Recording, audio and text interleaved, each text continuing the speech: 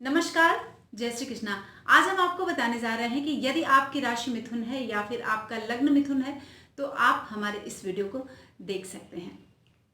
बिल्कुल से आप संशय में ना रहें। आपके बहुत सारे सवाल होते हैं मित्रों कि लग्न और राशि को कैसे एक साथ आपने बता दिया। तो आप देखें, यदि आपका लग्न मिथुन है या फिर आपके प्रथम भाव में 3 नंबर विद्यमान है, ठीक है, तो आपका लग्न मिथुन है। यदि आपके बर्थ चार्ट में 3 नंबर में चंद्रमा विद्यमान है तो आपकी जो राशि है वह है मिथुन।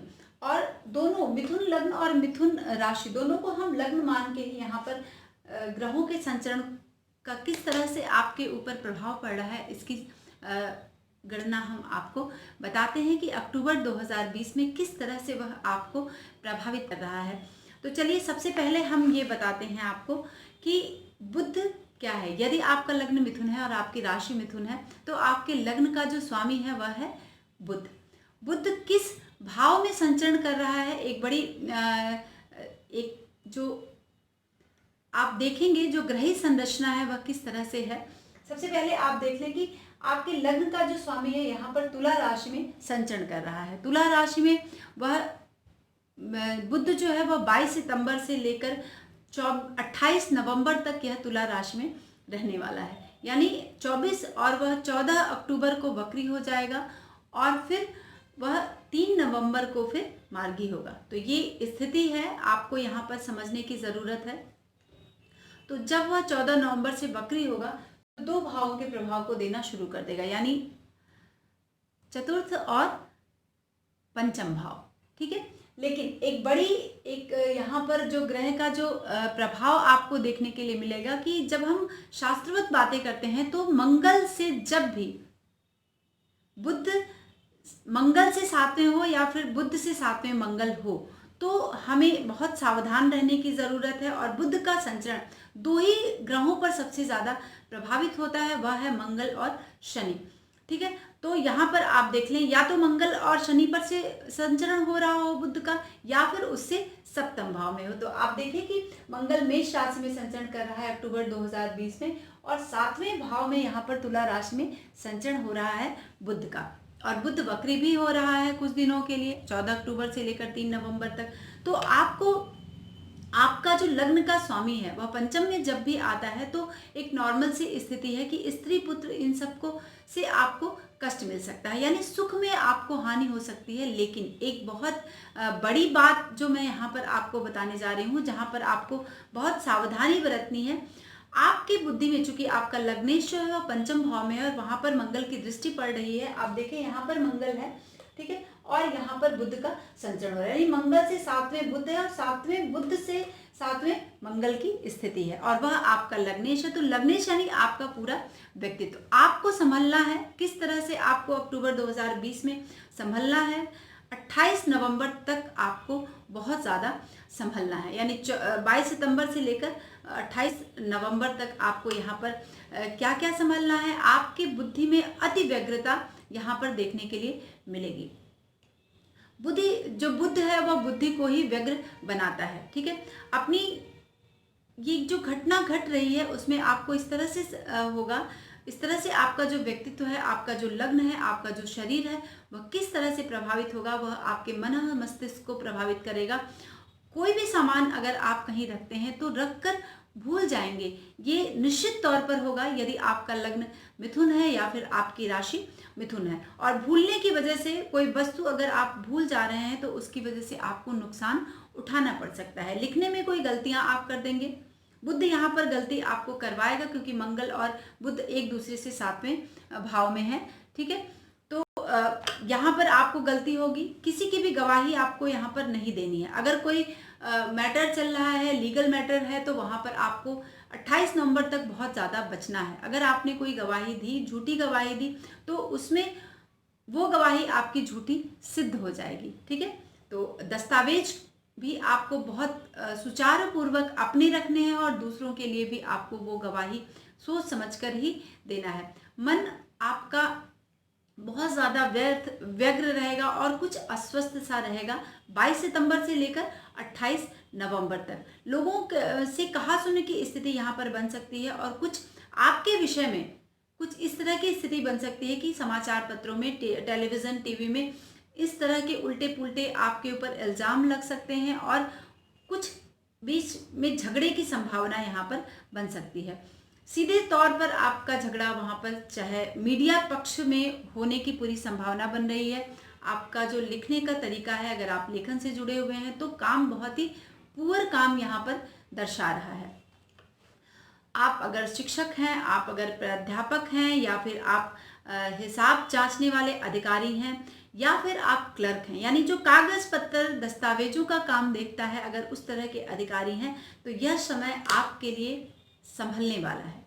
यह बहुत पॉजिटिव समय नहीं है मिथुन राशि और मिथुन लग्न वाले जातकों के लिए। हो सकता है घर से दूर जाने की स्थिति यहाँ पर बन जाए, यदि आपकी राशि मेष है, मिथुन है, या फिर आपका लग्न जो है वह मिथुन है। ठीक है, तो ये एक बड़ी बात मैंने आपको बताई। और जब वक्री होगा तो 14 अक्टूबर से लेकर 3 नवंबर तक ये स्थिति ज़्यादा ध्यान देने की ज़रूरत है, क्योंकि बुध यहाँ पर वक्री हो जाएगा। तो ये आपको आपके लग्न और लग्नेश के लिए संभलने की बहुत ज़्यादा ज़रूरत है। अब आप देखिए कि चतुर्थ भाव का आपके भी स्वामी जो है वह है बुध। ठीक है, आपके लग्न और चतुर्थ का स्वामी भी बुध है और जाकर यहाँ पर पंचम में बैठेगा और 14 तारीख से बाद वक्री होकर यह चतुर्थ भाव पर भी आपके प्रभाव को डालेगा।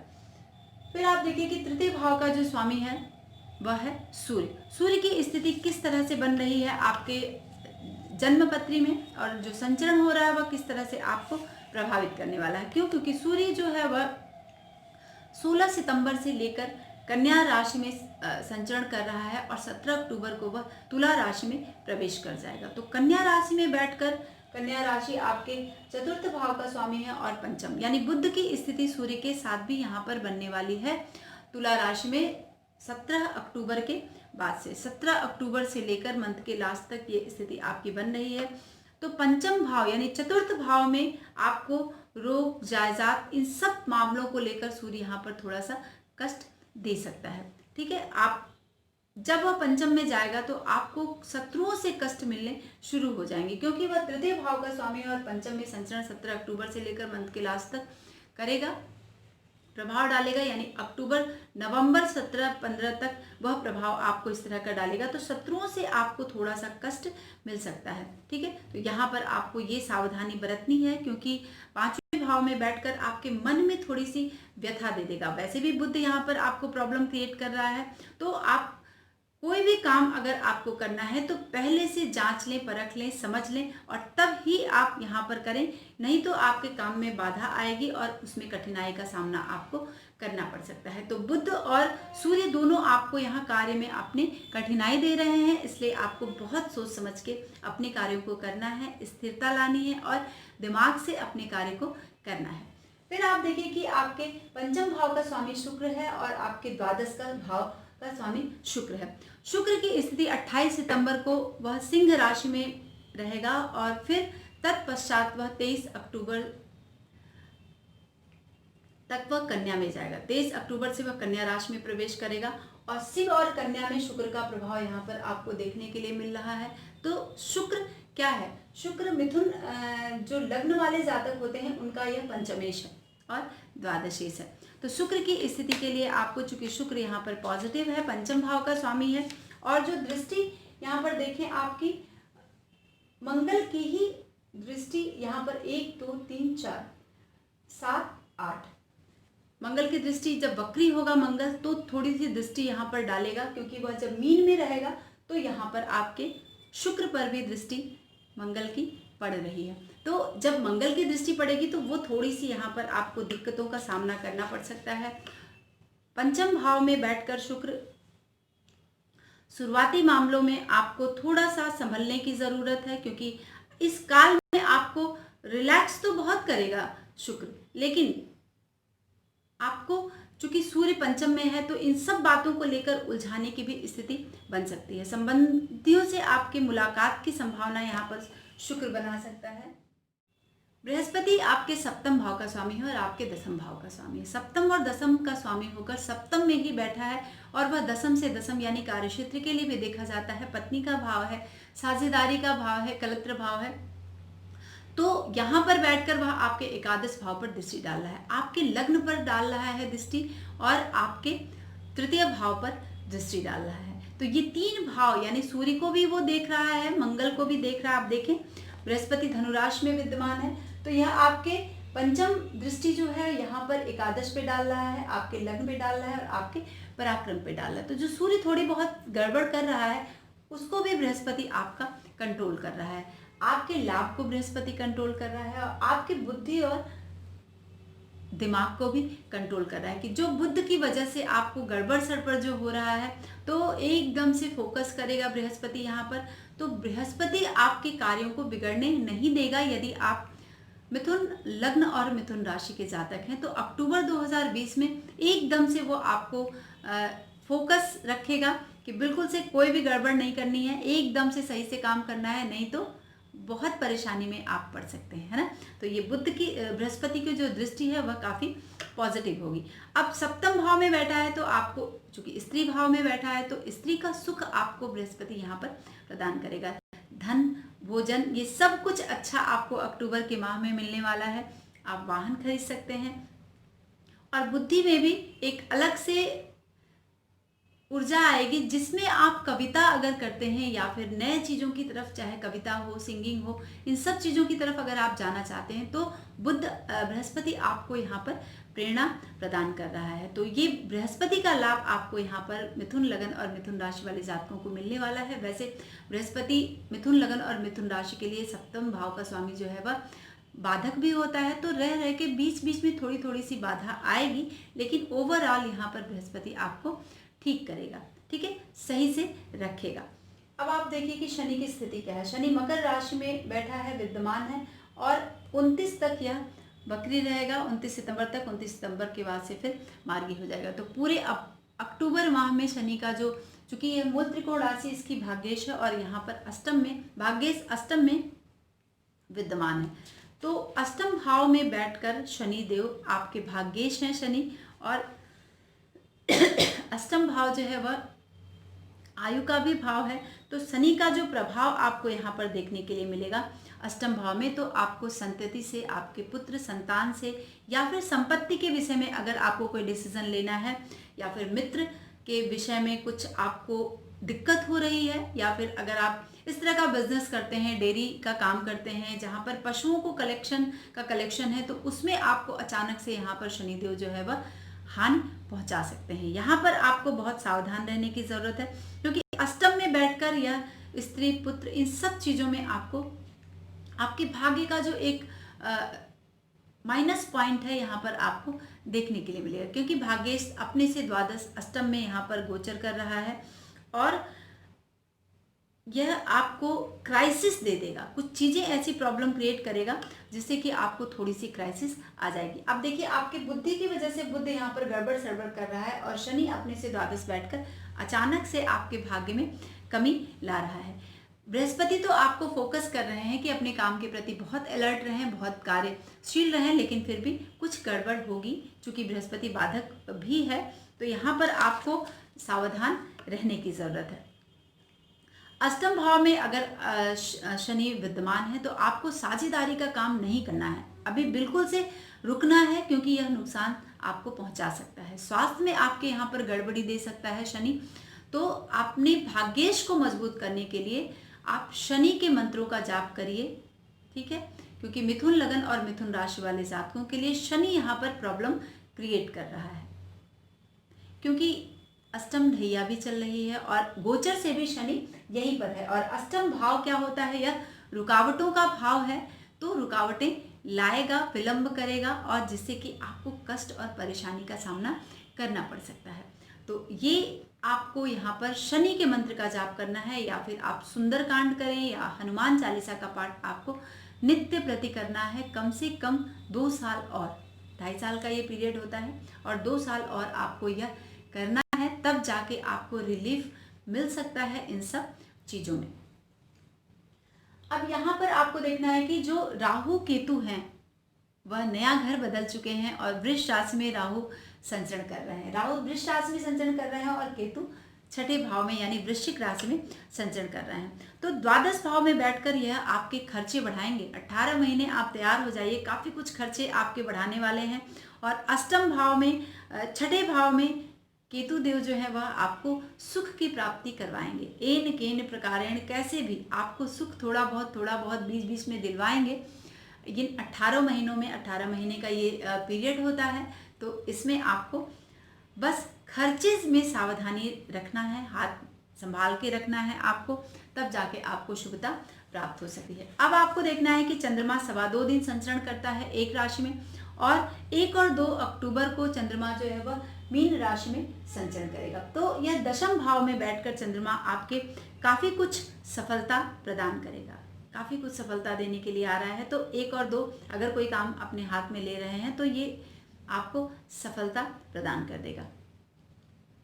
फिर आपको 3 और 4 तारीख को मेष राशि में विद्यमान होगा। मेष राशि यानी एकादश भाव में चंद्रमा यहाँ मंगल के साथ महालक्ष्मी योग बनाएगा। तो इसमें भी आपको अपने निकट संबंधियों के साथ आप आनंद पूर्वक ये 2 दिन बिताने वाले हैं। द्वादश भाव में जब चंद्रमा जाएगा, यानी वह स्थिति आपकी 5 और 6 तारीख को वृष राशि में बनेगी, और वहाँ पर राहु भी विद्यमान है। तो राहु के साथ जब कॉम्बिनेशन में चंद्रमा आएगा तो एक दोष बनाएगा, जिसको हम ग्रहण दोष भी कहते हैं। तो द्वादश भाव में यह आपको अपने घटनाएं इस तरह की दे सकता है अचानक से, जो आपकी इच्छा के विरुद्ध हो, है ना। तो कुछ कष्टकारी घटनाएं दे सकता है, आपकी बुद्धि को मंद कर सकता है। तो यहाँ पर आपको 2 दिन संभलने की ज़रूरत है। कब? 5 और 6 तारीख को। 7-8 तारीख को मिथुन राशि में संचरण करेगा। मिथुन राशि यानी लग्न में राहु चंद्रमा आ जाएगा। जब भी लग्न में आएगा तो ये आनंद प्रदान करेगा और काफ़ी कुछ पॉजिटिव, क्योंकि वह आपके द्वितीय भाव का, धन भाव का स्वामी लग्न में स्थित होगा। कर्क राशि में 9 और 10 तारीख को रहेगा चंद्रमा, तो स्वराशि में यहाँ पर विद्यमान होगा। तो द्वितीय भाव में बैठकर आपको धन से थोड़ा बहुत कुछ अचानक से खर्चे बढ़ सकते हैं, कुछ अचानक से हानि कराएगा। तो इस तरह की स्थिति आपकी यहाँ पर बन सकती है। तो धन के मामले में सतर्क रहें, ठीक है। कुछ विघ्न की उत्पत्ति होगी, ये स्थिति यहाँ पर बन सकती है। तृतीय भाव में यानी आपके 11 और 12 तारीख को सिंह राशि में चंद्रमा विद्यमान रहेगा। तो यहाँ पर आपको, चूंकि सूर्य भी यहाँ पर होगा, आपके शुक्र की स्थिति यहाँ पर होगी। तो शुक्र और चंद्रमा एक साथ तृतीय भाव में जब आएगा तो आपको काफ़ी कुछ पॉजिटिव करेगा, लाभ तो प्रदान करेगा। लेकिन जैसे ही वह आपके चतुर्थ भाव में संचरण करेगा, यानी 13 और 14 तारीख को कन्या राशि में संचरण करेगा, तो लोगों का भरोसा आप पर से उठ जाएगा, ठीक है। और जब अष्टम भाव में आएगा, यानी अष्टम भाव यहाँ पर मकर राशि का है, शनि के साथ चंद्रमा का कॉम्बिनेशन जब बनेगा तो वह 21 और 22 तारीख को बनेगा। तो तब आपको सर्प से सावधान रहना होगा। किसी भी कीड़े मकोड़े इस तरह की कहीं भी अंधेरे रास्ते में आप मत जाएं, अंधेरी जगह पे मत जाएं। क्यों? क्योंकि इस तरह की संभावना यहाँ पर चंद्रमा शनि के साथ बैठकर बना रहा है। तो ये रहा पूरे अक्टूबर 2020 का राशिफल। मित्रों, अगर आपको पसंद आता है तो प्लीज़ हमारे इस चैनल को सब्सक्राइब करें, अपने दोस्तों में साझा करें। और आज के लिए बस इतना ही। मिलते हैं नए विषय के साथ नए वीडियो में। नमस्कार, जय श्री कृष्ण।